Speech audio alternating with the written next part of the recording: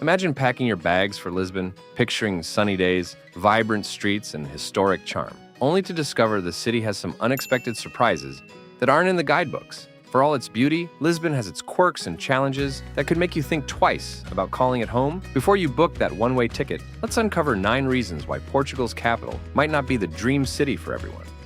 I'm Lisbob, the expat's assistant, and I'm here to help you decide if Lisbon is truly the right fit for you.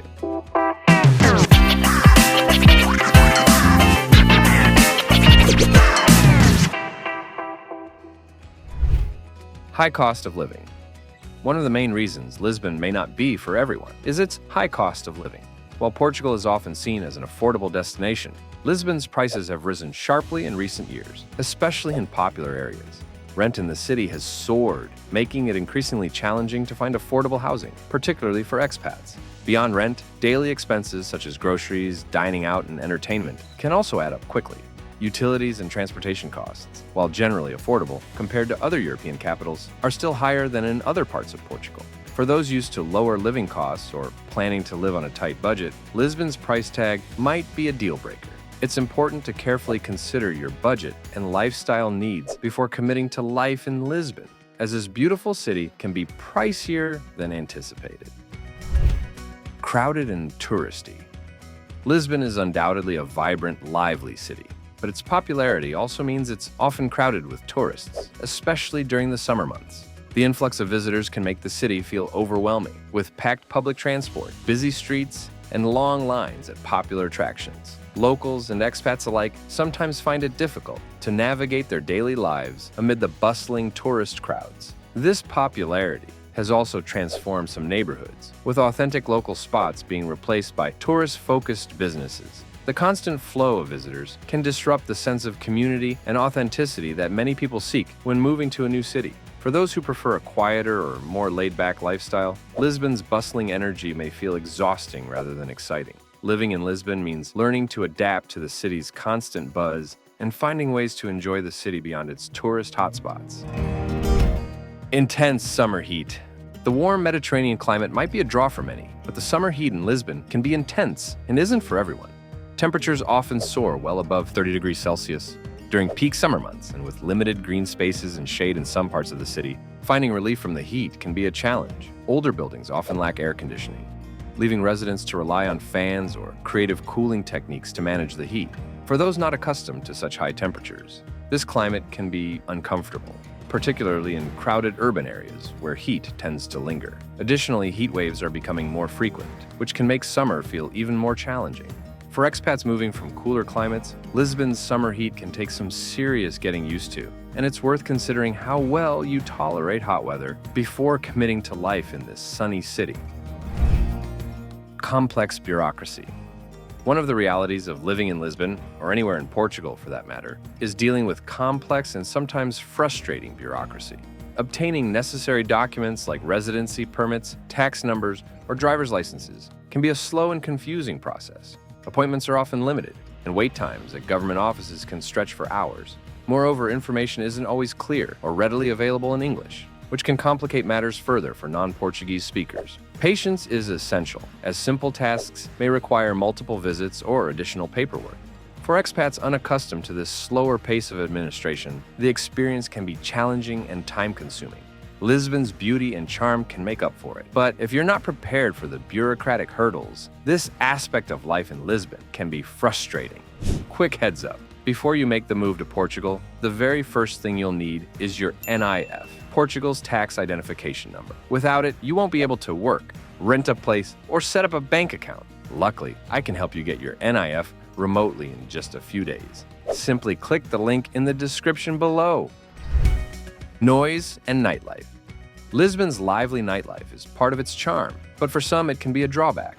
Certain neighborhoods, especially popular areas like Bairro Alto, are bustling with bars, restaurants, and music well into the early hours. For residents, this can mean constant noise, crowds, and limited peace and quiet. Even in residential neighborhoods, the sounds of city life can be prominent, with traffic noise and nearby construction often adding to the mix.